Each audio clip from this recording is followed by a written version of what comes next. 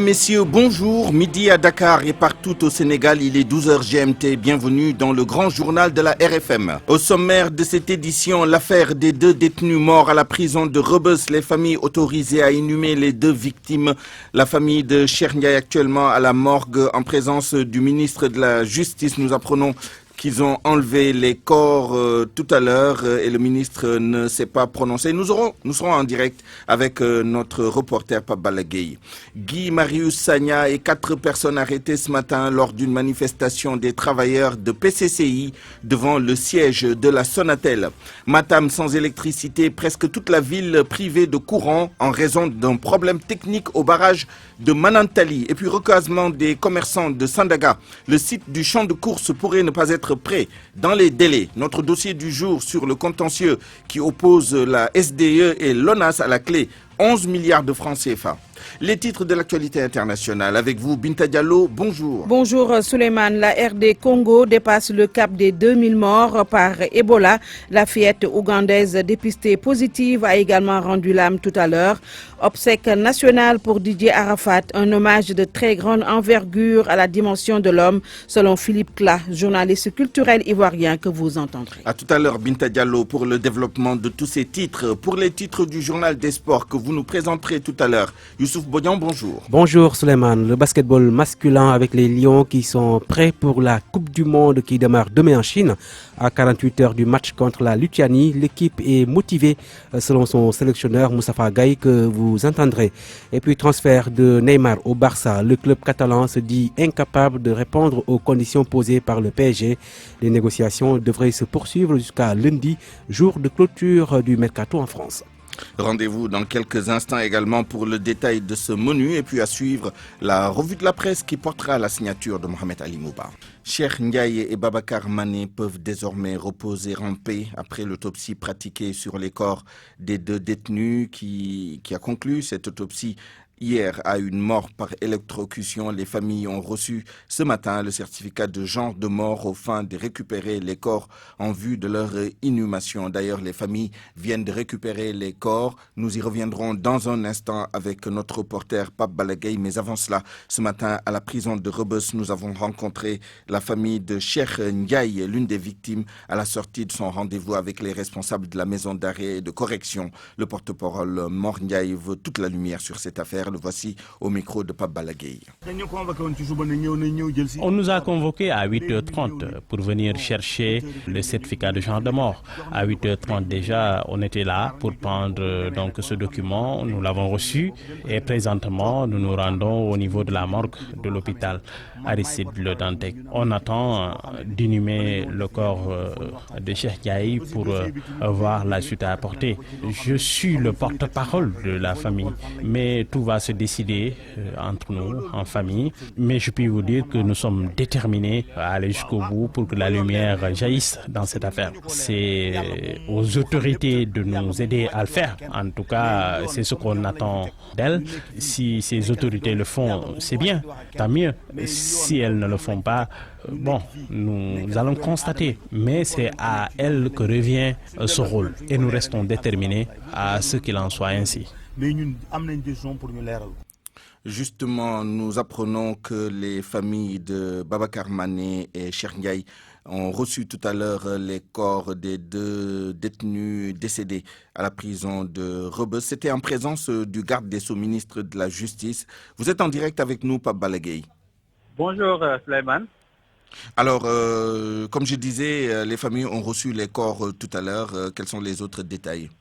Voilà, vous l'avez dit, c'est dans la sobriété que les 2 familles des détenus, Cheikh Ndiaye et Babacar Mané, ont procédé à la levée des corps de leur fils décédé à Rebeuss, plus précisément à la chambre 11 en début de semaine. Et c'est devant la présence donc du ministre de la Justice, Malick Sall, qui donc est venu présenter ses condoléances aux familles éplorées, sans pour autant se prononcer sur cette affaire.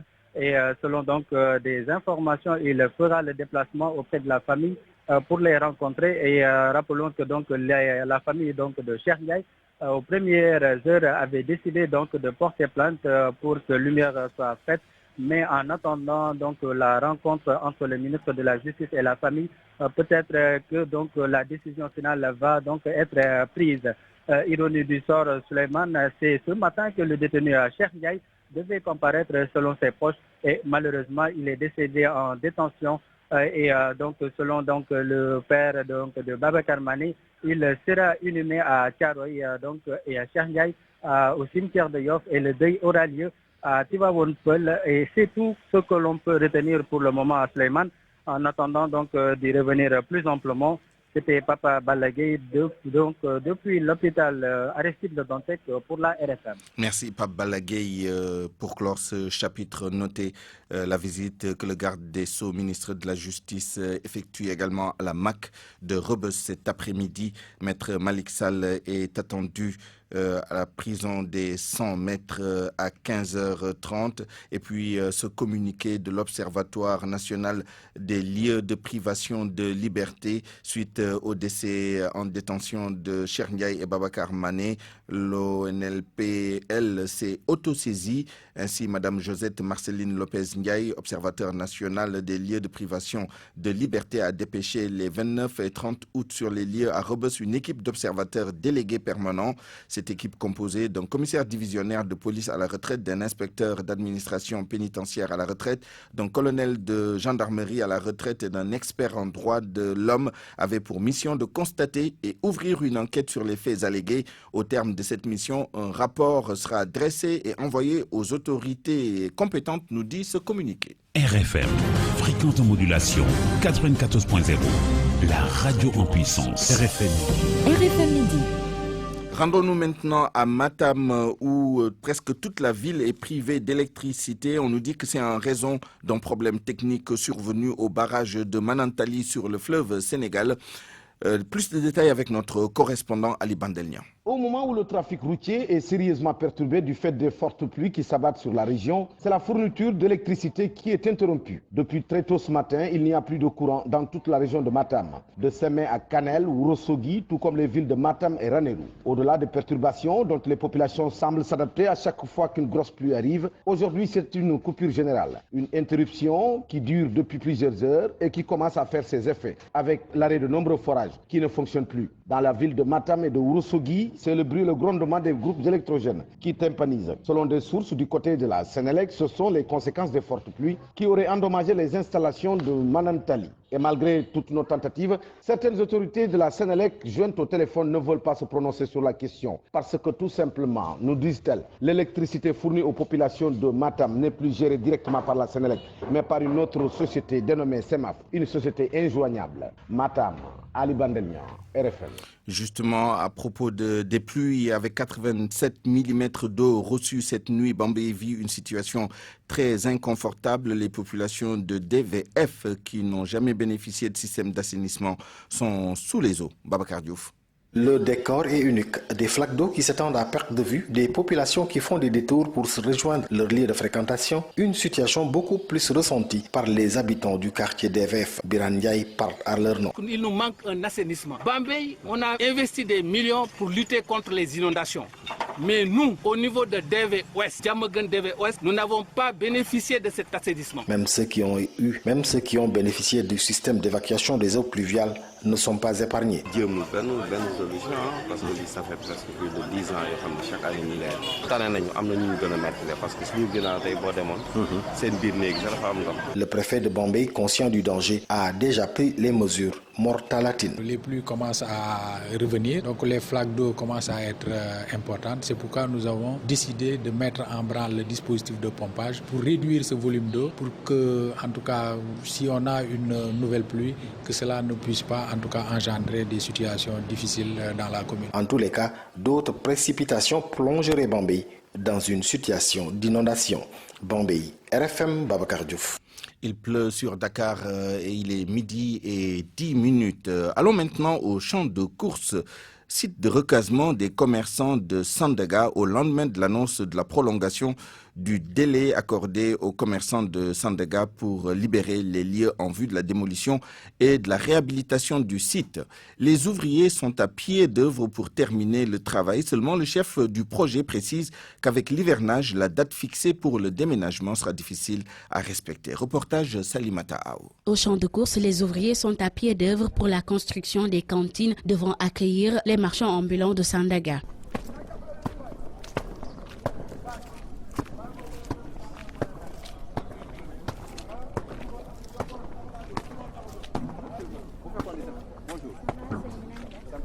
Moussa Fall, le chef de projet, explique que le délai d'une semaine sera difficile à respecter. Le délai d'une semaine, franchement parlé, et techniquement parlé. Mais tout ce que je sais, c'est que la production que nous sommes en train de faire est une production d'une qualité technique rare. Et ça nécessite vraiment beaucoup de moyens humains et financiers. Et on est en train de s'y atteler et il nous faut du temps. L'État, il est en procédure d'urgence, on est d'accord. Ensuite, mise en place du chantier. Tout ça, c'est des facteurs que les gens ne prennent pas en compte. Quand vous dites, par exemple, j'ai un délai de temps, mais la réalité du terrain, il faut mettre en place le chantier. Il ajoute que pour un travail de qualité, il faut respecter certaines normes de construction, car le site attend un nombre impressionnant de commerçants. Comme vous le constatez de vous-même, nous sommes à presque 20% des travaux, parce qu'il y a beaucoup d'impondération par rapport aux embouteillages, par rapport à la pluie. À chaque fois qu'il pleuve, il faut qu'on est obligé d'arrêter. Donc, techniquement, quand on veut faire un produit de qualité, il faut respecter les normes techniques. Mais je me rends compte que les gens, ils ont un agenda qui ne correspond pas à la réalité. Les commerçants du marché Sandaga devaient quitter aujourd'hui, mais avec les travaux inachevés, les autorités ont repoussé la date jusqu'à la semaine prochaine. Restons dans le secteur du commerce pour reparler de la polémique autour de l'ouverture du marché de l'oignon importé. L'agence de régulation des marchés ne bouge pas d'un iota. La mesure est irrévocable et pour cause, les producteurs ne peuvent plus satisfaire la demande. La précision est du directeur de l'exploitation de l'ARM, l'agence de régulation des marchés. Babacar Semben était l'invité de RFM ce matin. Le gel est entré en vigueur depuis le 25 janvier. Donc voilà presque 7 ou 8 mois qu'il n'y a pas eu d'importation. Nous sommes en fin de campagne. Les prix sont excessivement à la hausse et une baisse des stocks est notée au niveau à l'intérieur du pays. Raison pour laquelle nous avons pris la mesure d'introduire de manière progressive l'importation pendant que le local termine son cycle. Donc cette requête de dire qu'ils peuvent aller jusqu'à la fin de l'année, c'est pas possible parce qu'il n'y a plus de stock au niveau des champs. Il y a cette variété qu'ils ont entre les mains qu'on appelle Sonsa. Cette variété ne se stocke pas. C'est une variété qui quitte les champs directement au marché. Donc il n'y a pas ce volume de stock au niveau de la zone de production de poteaux. Clairement, les producteurs locaux ne peuvent pas satisfaire le marché national. À l'heure où nous parlons, nous sommes en fin de campagne de la filière locale oignon au Sénégal. Donc les producteurs ne peuvent plus assurer le marché. Ça, c'est une évidence. Donc ils sont dans l'euro. Il y a quelques producteurs qui veulent aller jusqu'au pratiquement à la Tamkharit, ce qu'ils disent. Mais il faut noter ce que nous avons noté, c'est que ces surfaces emblavées qui restent, au regard de la capacité ou bien des besoins des marchés qui fait presque 30 camions par jour, n'existent plus au niveau de la zone de poteau. Ils ne peuvent plus assurer le marché pour le reste de l'année. Plus clairement, on ne peut plus revenir sur la décision. Je ne pense pas. La décision, elle est prise. On leur a donné quelques jours. Je pense que d'ici samedi, on va rendre ça effectif. RFM, la radio de toute l'actualité. Nomination d'une personnalité pour le suivi des accords avec les enseignants. Le choix du gouvernement peut être pertinent pourvu qu'il y ait une volonté politique. Ainsi réagit le secrétaire général du CUSEMS, Abdoulaye Ndoye, alors que Dame Ndoye, qui dirige le CUSEMS authentique, soupçonne le gouvernement de faire du dilatoire. Pabès Diba. Le secrétaire général du CUSEMS constate pour déplorer cette propension du gouvernement à signer des accords qu'il ne respecte pas. C'est pourquoi, affirme Abdoulaye Ndoye, la nomination d'une personnalité pour le suivi des accords peut être pertinente, d'autant que selon lui, le PM qui s'était porté garant pour le monitoring n'est plus là. La pertinence de ce choix. Maintenant, ce qui est important pour nous, c'est moins le choix d'une personnalité, mais la matérialisation des accords. Parce que le président, il a les prérogatives. Il nomme à des fonctions civiles et militaires. Mais Nous pensons que l'école est une affaire sérieuse. Si on doit confier le dossier de l'école, on doit le confier à quelqu'un qui a une expertise. Dame Mbodj du CUSEMS authentique se montre assez réservé sur le choix fait par le gouvernement pour la personnalité neutre. Le syndicaliste laisse même penser qu'il pourrait ressembler à du dilatoire. Pour nous, il est plus urgent pour le gouvernement d'aller dans le sens de trouver des formules qui permettent de matérialiser correctement les accords plutôt que de chercher à nous divertir ou à mettre en place un dispositif pour pouvoir prendre du temps et donc faire du pourrissement. Nous considérons que cette option-là peut ne pas être une option pertinente parce que ça peut être, si dans leur tête, ils cherchent à gagner du temps, à discuter avec les acteurs pour pouvoir différer la mise en œuvre des accords. Nous considérons que c'est extrêmement grave parce que nous allons vers des lendemains très troubles dans le secteur de l'éducation et de la formation. Parmi les points qui avaient fait l'objet d'accords, il y a la dette due aux enseignants, les prêts DMC et la révision du système de rémunération, entre autres. Les syndicalistes affirment à qui veut les entendre que ces points ne vont plus faire l'objet de renégociations. Évoquons à présent cette nouvelle arrestation de Guy Marius Sagna. L'activiste ainsi que des travailleurs de PCCI ont été appréhendés à la suite d'un sit-in, un mouvement d'humeur que les travailleurs avaient organisé pour réclamer le paiement de 14 mois de salaire. Mohamedou Korka Diallo, porte-parole au micro de Koumba Sandiane Faye. Oui, il y a des arrestations. On a arrêté 5 de nos gars. En l'occurrence, on a arrêté le membre de France Dégage, Guy Marius Sagna, on a arrêté Daouda Togola, Malik Kubiaï et deux autres femmes. C'est-à-dire qu'on exige à ce qu'on les libère. Parce qu'aujourd'hui, nous, si tu regardes tout ce dispositif-là, ils pourraient encadrer ça facilement et nous allons faire nos manifestations à partir. Je ne comprends pas pourquoi il y a tout ça derrière, c'est-à-dire nous réclamons que nos salaires. Et puis notre dossier du jour, la SDE et l'ONAS à couteau tiré, le différend porte sur plusieurs milliards de francs CFA, des montants encaissés auprès des clients que la Sénégalaise des eaux devrait reverser à l'Office national de l'assainissement. Le dossier avait atterri au tribunal du commerce de Dakar qui a rendu un jugement favorable à l'ONAS. Dossier ficelé par Georges Détié Diop.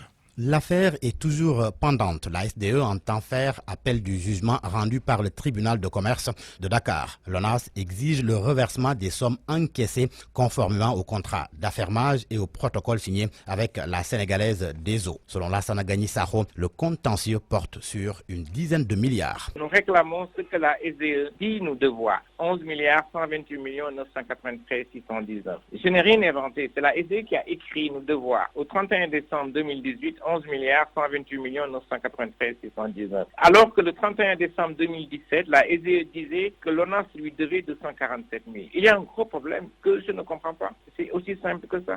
Donc ce que je réclame, c'est ce que la SDE a circularisé. Maintenant qu'elle dise que c'est l'État et elle n'a pas encore encaissé, ça c'est un autre problème. Elle a écrit qu'elle me doit 11 milliards, il faut qu'elle nous rembourse son argent. C'est aussi simple que ça, monsieur. Seulement du côté de la SDE, l'on souligne qu'il s'agit de montants non encore encaissés. Par conséquent, il ne saurait constituer des sommes à reverser.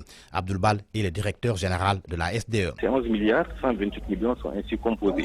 1 milliard 500, c'est de l'estimation de facturation en fin d'année, comme on le fait chaque année, qui n'est même pas encore facturé, donc non encore recouvré. Il y a ce qu'on appelle la solde de redevance, donc c'est tous les clients qui ont reçu leurs factures en 2018, mais qui n'ont pas encore payé. Et là-dedans, il y a des factures, il y a des clients domestiques, il y a l'administration pour un montant de 4 milliards 500. Et puis surtout, il y a ce qu'on appelle les compensations de dettes croisées que l'administration a reconnu devoir à l'ONAS de l'ordre de 2 milliards 700 qui concernent les années 2015, 2016 et 2017. Cette décision du tribunal de commerce de Dakar pense que c'est en contradiction avec les liens contractuels que nous avons avec l'État du Sénégal par le biais du contrat de fermage. Le combat judiciaire se poursuit donc. La SDE attend le verdict de la Cour d'appel et entend faire usage de tous les recours que lui offre la loi. L'ONAS, lui, est sur ses gardes. RFM. L'actualité internationale.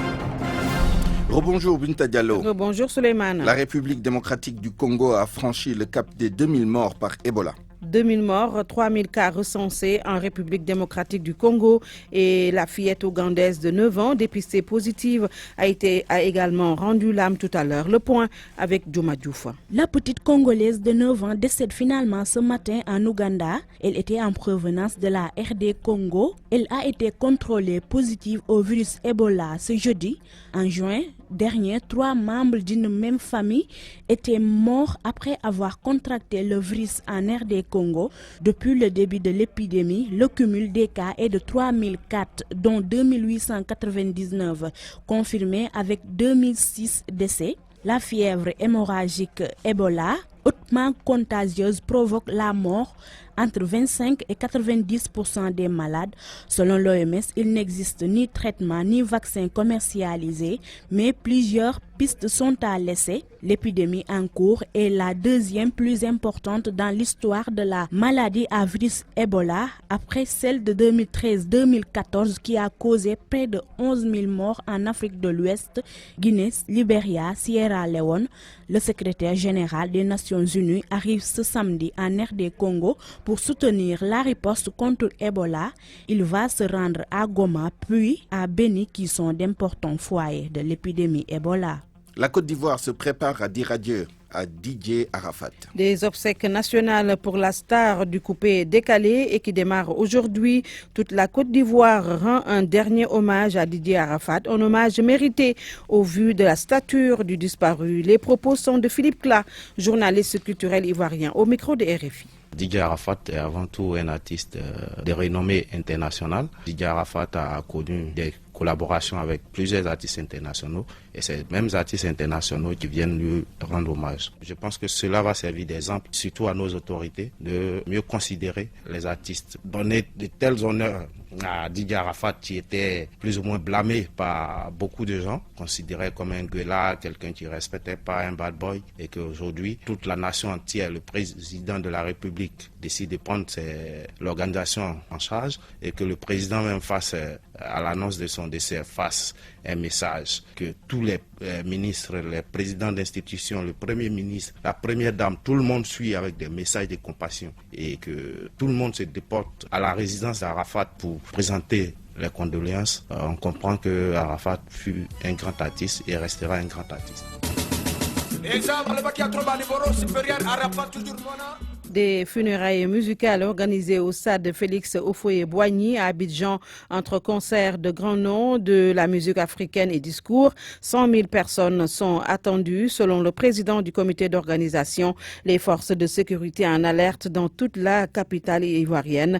Le Trésor public ivoirien a pris également des mesures par rapport à ses heures d'embauche et de débauche ce vendredi, Souleymane. Au Mali, l'ONU prolonge ses sanctions. La résolution a été votée hier par le Conseil de sécurité de l'ONU. La sanction contre certains individus reconduite pour 1 an encore et même la mission de surveillance du panel d'experts chargé de recenser les violations de l'accord de paix d'Alger n'a pas été épargnée par les sanctions. Et en Guinée-Bissau, où le président Vaz est candidat à un second mandat en tant qu'indépendant, le président Vaz, faut-il le rappeler, a été exclu du PAIGC qu'il a porté au pouvoir en 2015. L'élection présidentielle bissau-guinéenne est prévue le 24 novembre prochain. Souleymane, c'est tout. Merci Binta Diallo. Parole aux auditeurs. L'actualité, qu'en pensez-vous? Moi, je pense que vous devez. Réagissez dans nos éditions d'information sur l'actualité. Bonjour. Du lundi au vendredi, vous avez la parole sur RFM. Point de vue, nous serons avec Sadir Niass, secrétaire général de la RADO, la rencontre africaine pour la défense des droits de l'homme, et avec Maître Pape Sène, président du comité sénégalais des droits de l'homme, et nous parlerons de la politique carcérale au Sénégal. RFM Sport. Rebonjour et bienvenue à vous, Youssouf Bodian. Merci, Souleymane. L'actualité des sports, c'est d'abord le basketball masculin, les Lions prêts pour la Coupe du Monde. Elle démarre demain samedi en Chine, mais le Sénégal joue dimanche contre la Lituanie. Les Lions très motivés avec donc un bon état d'esprit selon leur sélectionneur Moustapha Gaye qui est joint en Chine par Solatiam. L'état d'esprit est au beau fixe. Nous croyons à nos valeurs, à nos forces et nous allons jouer à 100%. Les adversaires, ce sont des gros cylindres, c'est vrai, mais c'est un match de basket. On en saura davantage après la fin du tournoi. Mais nous allons entamer cette compétition avec beaucoup d'envie et de motivation, même si nous irons aussi avec beaucoup d'humilité. Nous avons entamé un travail que nous nous efforçons de faire avec le maximum d'énergie et de solidarité. C'est vrai que nous avons eu un programme qui a été très bien ficelé. Il nous a juste manqué de travail foncier que nous devions faire en amont. Mais on s'est adapté et je pense que l'équipe s'est très bien comportée pendant les matchs amicaux. La grosse satisfaction de l'équipe, c'est au niveau de l'état d'esprit. Je pense que nous avons des joueurs qui sont très concernés par ce que nous faisons. Ils ont envie de donner satisfaction au groupe sénégalais. Donc ils s'investissent à 200%. C'est un peu ça qui fait notre fierté aujourd'hui. Moustapha Gaye, le sélectionneur de l'équipe nationale masculine de basket du Sénégal, qui va affronter la Lituanie dimanche à 11h30 GMT. Mais le match d'ouverture va opposer demain samedi à 7h30 l'Angola à la Serbie. Le Nigeria, champion d'Afrique en titre, affronte à 8h30 la Russie. Pour son deuxième match, le Sénégal va affronter l'Australie mercredi à 7h30. Les Boomers sont 10e au classement FIBA. Sora Cham nous présente la sélection australienne. L'Australie a annoncé les couleurs lors des matchs de préparation en vue du mondial. Les Australiens ont infligé aux États-Unis une défaite, la première défaite des Américains depuis 2006, avec une superbe performance à 3 points contre les États-Unis. Le meneur de l'Australie, Patty Mills, sera l'un des joueurs les plus suivis de cette Coupe du Monde. On le surnomme le tireur d'élite. Sa taille ne lui permet pas d'être un facteur majeur en défense, mais c'est un vrai joueur de système. En dehors de Patty Mills, 5 autres joueurs de la NBA sont dans la sélection de l'Australie. Il s'agit de Aaron Baynes, un joueur pas très habile mais très physique des deux côtés du terrain. Il prend des rebonds et pose des écrans. Il y a aussi Jonas Bolden, également Andrew Bogut, un joueur toujours à la recherche du shooter. Joe Ingles, on le surnomme le leader fort. Sa polyvalence fait de lui l'un des joueurs les plus importants de l'équipe. Et enfin, Matteo Della Vedova, qui ne cherche pas à marquer beaucoup, mais un joueur très costaud. Parmi les 12 joueurs australiens, 5 ont participé à la précédente Coupe du Monde. Même si certains observateurs du basket australien semblent très étonnés des choix du sélectionneur Lemani, ce dernier se montre confiant. L'Australie est considérée comme l'une des équipes les plus complètes de la Coupe du Monde. Pour son premier match, l'Australie va affronter le Canada, une équipe déjà rencontrée lors des matchs de préparation à 2 reprises avec une victoire pour chaque sélection. Football international, le transfert de Neymar au Barça, encore bloqué. Le club catalan a donc signifié ce vendredi au Paris Saint-Germain qu'il était incapable de satisfaire à sa demande. Le Paris Saint-Germain qui campe sur sa position. 215 millions d'euros et Rakitic, Ousmane Dembélé et Jean-Claire Todibo inclus dans la transaction. Le conseil d'administration du Barça a repoussé ce vendredi cette proposition selon nos confrères du Parisien. C'est encore parti pour de nouvelles négociations qui devraient durer jusque dans les ultimes heures du mercato qui sera clôturé lundi en France. En attendant, Neymar, qui a repris des entraînements cette semaine avec le PSG, est absent du groupe parisien qui joue à Metz ce soir à 18h45. C'est en ouverture de la 4e journée de Ligue 1 française. Et puis l'Europa League, on connaît la composition des groupes. Le tirage au sort a été effectué aujourd'hui. Dans le groupe E, on retrouve Rennes de Mbaye Niang et du gardien sénégalais Edouard Mendy. Rennes qui est en compagnie des Italiens de la Lazio de Rome, Celtic Glasgow et Cluj, un club roumain. On note donc Rennes, la saison dernière, avait atteint les 8e de finale, puis éliminé par Arsenal. Point de vue aujourd'hui sur la politique carcérale au Sénégal, lumière du décès de 2 détenus il y a quelques jours à la prison de Rebeuss. Nous sommes en ligne avec Sadir Niass, secrétaire général de la Rencontre africaine pour la défense des droits de l'homme. Sadir Niass, bonjour. Bonjour Suleiman. En ligne également Maître Pape Sène, président du comité sénégalais des droits de l'homme. Bonjour Maître. Oui, bonjour Suleiman. D'abord avec vous Maître, quelle est la réaction du comité national, comité sénégalais des droits de l'homme par rapport aux derniers événements qui se sont produits à la prison de Rebeuss? Nous avons entendu tout à l'heure un extrait du communiqué de l'Observatoire national des lieux de privation de liberté. Quel rôle pour le comité sénégalais et quel point de vue? Oui, d'abord, Souleymane, permettez-moi donc, au nom du Comité sénégalais des droits de l'homme, en ma qualité de président de la dite institution, donc, de présenter nos condoléances aux familles des deux détenus décédés mardi dernier, donc, à la prison de Rebeuss suite à cet incident malheureux. Comme vous l'avez dit, le Comité sénégalais des droits de l'homme était l'institution nationale en charge de la promotion et de la protection des droits de l'homme. Donc, tout naturellement, quand un incident de ce genre se produit au niveau de la prison et que donc des détenus y perdent la vie, tout naturellement, cela nous interpelle. Mais je voudrais attirer l'attention donc pour dire effectivement que nous travaillons dans ce genre de dossiers, particulièrement avec le mécanisme national de lutte contre la torture, qui n'est rien d'autre que l'Observateur national des lieux de privation de liberté, et dont nous saluons d'ailleurs le travail accompli donc depuis que cette affaire a éclaté. Et nous avons suivi de très près et nous avons donc recueilli des éléments par rapport à cet incident. Et aujourd'hui, les résultats de l'autopsie que nous avons analysés effectivement concluent à une mort par électrocution, ce qui permet aujourd'hui à notre niveau de dire que donc il y a une autre étape qu'il faudra franchir. Après donc l'autopsie, tout naturellement, les résultats doivent nous permettre un peu d'ouvrir une enquête. Et l'enquête permettra de voir les circonstances qui ont présidé donc à cette électrocution. Parce qu'en réalité, il y a toute une réglementation en vigueur dans nos prisons. Et donc, quand des incidents comme ça se produisent, effectivement, il y a lieu de voir quelles sont les circonstances, parce que nous connaissons aujourd'hui la cause du décès. Et donc, il faudra voir les circonstances qui ont présidé à cette électrocution. Et si des mesures doivent être prises, que ces mesures soient prises, mais également que des mesures préventives soient prises pour que demain, plus jamais, cela ne se reproduise. Alors, Sadir Niass, secrétaire général de la RADDHO, quant à vous, quelle est la réaction de la société civile, de votre organisation en particulier par rapport aux événements qui se sont produits? Nous, merci Souleymane. J'en profite également pour présenter mes condoléances à toutes les familles éplorées. Mais nous, lorsque les événements se sont produits, nous avons même sorti un communiqué pour déplorer la situation que nous sommes en train de voir se passer dans les prisons du Sénégal. Les prisons au Sénégal ne sont pas aux normes et dépassent largement les capacités d'accueil. Ils sont surpeuplés. Dans les conditions, les prisonniers vivent dans des conditions exécrables, je dis parfois même inhumaines.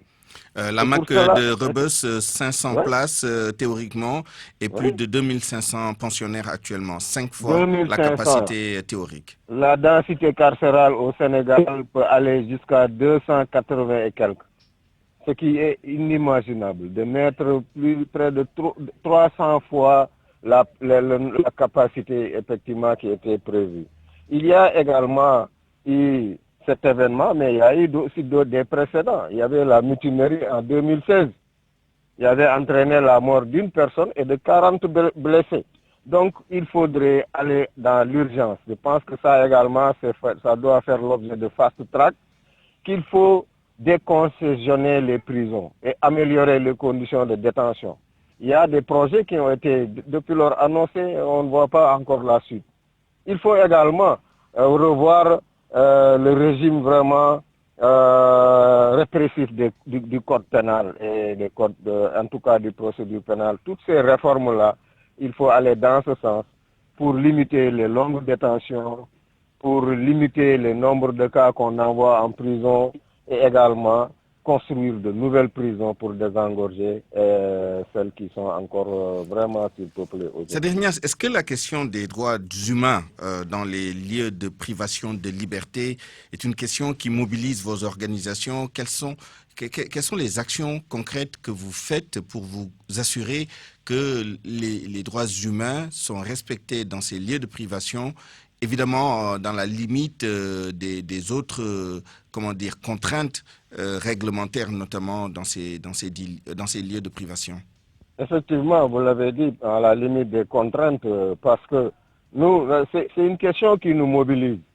À chaque fois, nous avons porté cette question dans nos rapports que nous déposons auprès des Nations Unies, mais je pense que la RADDHO, depuis 2004, avait sorti un grand rapport sur la situation en milieu carcéral. Mais il faut noter qu'il est difficile d'accès pour les organisations de la société civile. Maintenant, ce que nous faisons, Nous le faisons également à travers l'Observateur des lieux de privation des libertés, qui est un acquis effectivement pour des pays comme le Sénégal. Et nous nous sommes battus pour avoir ce mécanisme-là au Sénégal. C'est pour cela que nous aussi, nous utilisons ce mécanisme pour entrer dans les prisons, visiter les prisons et même faire des recommandations pour l'amélioration des conditions de vie dans les prisons. Mais il faut avouer que vraiment l'accès n'est pas libre. Et à chaque fois, on demande d'aller faire une enquête dans les prisons. Parfois, on ne nous répond pas. Parfois, il faut attendre longtemps, en tout cas montrer patte blanche pour pouvoir y accéder. Il y a beaucoup de difficultés vraiment qui se dressent devant nous pour faire ce travail de surveillance, effectivement, des droits humains à l'intérieur des lieux de privation de liberté. Maître Papsen, président du Comité sénégalais des droits de l'homme, au-delà de l'incident dramatique qui s'est produit il y a quelques jours à la prison de Rebeuss, la question du respect des droits de l'homme se pose de façon assez régulière dans les lieux de privation. Alors, qu'est-ce qu'il faut changer dans la manière de faire actuelle, dans la politique carcérale de notre pays, pour que les prisons ne soient pas une sorte de zone de non-respect, c'est trop dire, mais ne soient pas des zones d'exception, disons, non pas par le désir de quelques individus, mais parce que simplement, il y a des contraintes réglementaires qui font que parfois, la détention est presque incompatible avec le respect des droits basiques. Oui, d'ailleurs j'en profite pour saluer donc mon grand frère Sadir, et c'est un plaisir de partager avec lui cette antenne. Et là, il l'a abordé tout à l'heure pour répondre à votre question. Je crois que la question du respect des droits de l'homme dans nos prisons est étroitement liée donc à ce problème, ce phénomène du surpeuplement de nos prisons. Et qui est une réalité, hein, il faut l'avouer, parce que à la date du 11 mars 2019, par rapport aux statistiques que nous tenons de la direction de l'administration pénitentiaire, on avait donc sur les 37 établissements pénitentiaires du pays, 10 829 détenus.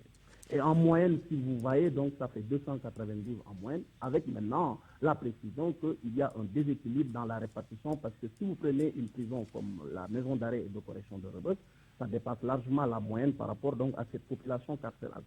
Mais je crois que pour résoudre ce problème du surpeuplement, qui est un peu le corollaire en matière de respect des droits de l'homme, il faut interroger les causes. Je pense que c'est des causes quand même assez multiples et on peut retenir deux causes fondamentalement.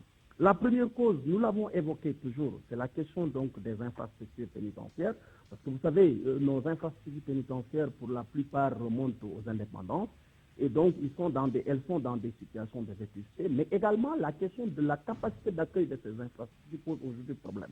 Deuxième aspect, le cadre légal. Nous avons un cadre légal dans le domaine de la répression aujourd'hui qui constitue un facteur de surpeuplement de nos prisons. Nous avons évoqué la question du mandat des mandats de dépôt systématiques que nous voyons très souvent en matière de flagrant délit. La question également des mandats de dépôt obligatoires pour certaines infractions, parce que ça c'est la loi qui le dit. Si vous prenez les détournements de deniers publics par exemple, lorsque le juge d'instruction est saisi, le mandat de dépôt est obligatoire. Nous avons également l'engorgement de nos cabinets d'instruction. Ça aussi, il faut le dire. C'est vrai qu'à Dakar, il y a des progrès importants qui ont été faits. Parce qu'aujourd'hui, nous avons 10 cabinets d'instruction. Mais vous savez, nous avons criminalisé la drogue et il y a également aujourd'hui d'autres infractions qui viennent s'y ajouter. Il y a un engorgement des cabinets d'instruction, ce qui fait qu'il y a des lenteurs dans le traitement donc des dossiers. Voilà une série de causes aujourd'hui qui président à la surpopulation carcérale. Mais il faut quand même noter que l'État du Sénégal est en train de faire des efforts. C'est vrai que c'est des efforts par rapport donc à l'ampleur du phénomène qui peut-être peuvent laisser penser que rien n'a été fait. Je crois que dans ce sens, nous avons vu qu'il y a une politique de réhabilitation des lieux de privation de liberté qui a donc été abordée. Et je donne l'exemple de Sébikotane avec un supplément de 1500 places. Je pense que cette politique de réhabilitation peut également être une solution, mais il faudra compléter cela avec la construction de nouvelles prisons. Telle est la volonté du président de la République, aussi bien à Dakar que dans les régions, surtout dans les grandes régions telles que Thiès, Kaolack, Saint-Louis et Ziguinchor.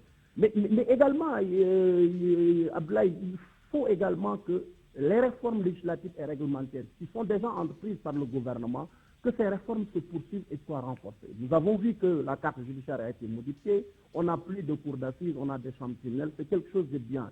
Nous avons vu également depuis 1999 l'institution donc Du juge d'application des du peines. moins de l'aménagement des peines avec le juge de l'application des peines. Mais je crois qu'il faut aller au-delà.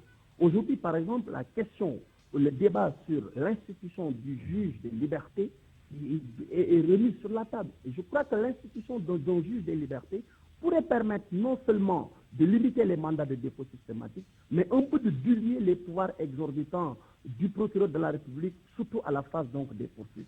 Je pense que cela est extrêmement important. Mais mieux, je pense qu'il faut qu'on innove également par rapport à la gestion de nos prisons.